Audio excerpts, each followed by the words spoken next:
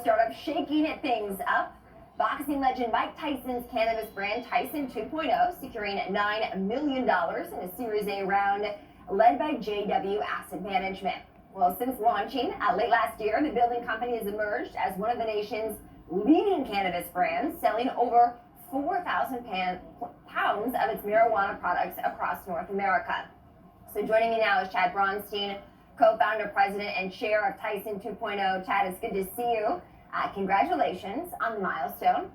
So tell me more about Tyson 2.0 and how your line of cannabis products stands out in a crowded space.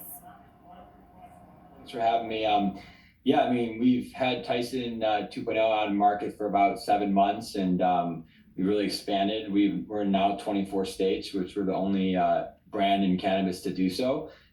We've expanded it. First we started off with Mike, and then we recently purchased and did a partnership with Ric Flair and launched the Ric Flair drip line. And our focus is on premium products, and we've launched a lot of SKUs. I don't know if anyone's seen, but we launched the Mike Bites too that went viral.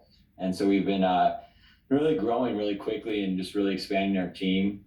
We just hired a new CMO, Jackie, who came from Anheuser-Busch, and the funding is really going to use to continue to expand our growth and also launch more brands. So here's a question: how involved is Mike Tyson himself in this venture? He's very involved. So Mike was with me in Chicago last week. Actually, we did a tour all throughout Illinois, and why we're successful is Mike really cares about cannabis. It's very authentic.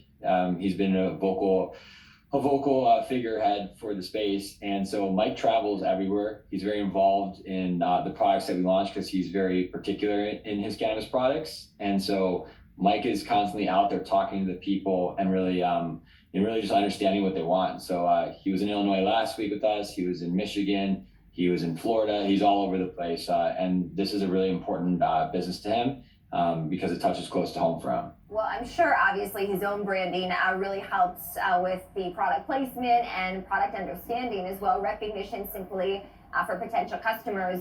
I do have to ask, Chad, we talked to a lot of companies on this network, and of course the impending potential recession on the minds of many executives. Is that something that you're preparing to navigate if we do have a potential recession? And what's your expectation? Do you think there will still be demand for cannabis products? Yeah, I think I can't speak on the future so much so, but I could say one thing is when COVID happened, everyone was having the doubts that cannabis, where would cannabis be, and when we deemed it an essential, it became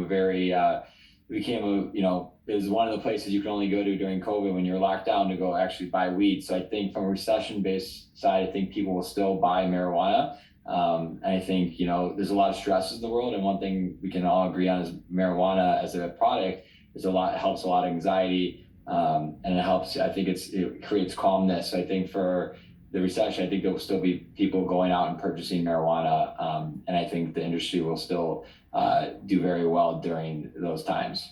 I'm just curious too, in terms of the money that you raised. I know some noteworthy investors here. We'll name them: K2, Ambria Capital, Trust Capital, Patrick Carroll, as well, JW Asset Management, as I said, and Jason Wild. Is this a hard pitch? Is the cannabis space hard to pitch to VC funds?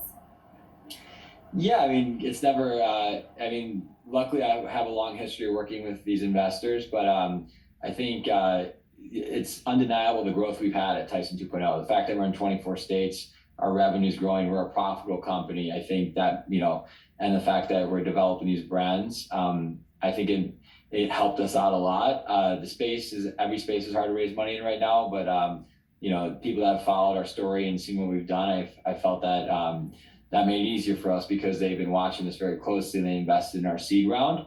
And so I think it comes down to execution, and especially in this space, like you were mentioning in your last interview, is like it is tough to raise money, and people that are doing it have to really show that they can execute. And they got to have a path to profitability. Yeah. So, the last time I saw Mike Tyson was actually down here on the floor of the New York Stock Exchange, Chad, less than a decade ago. A lot of traders were happy to see him. Obviously, he's turning into a business guy as well. I'm just curious, does he want to take this company public? Do you want to take this company public someday?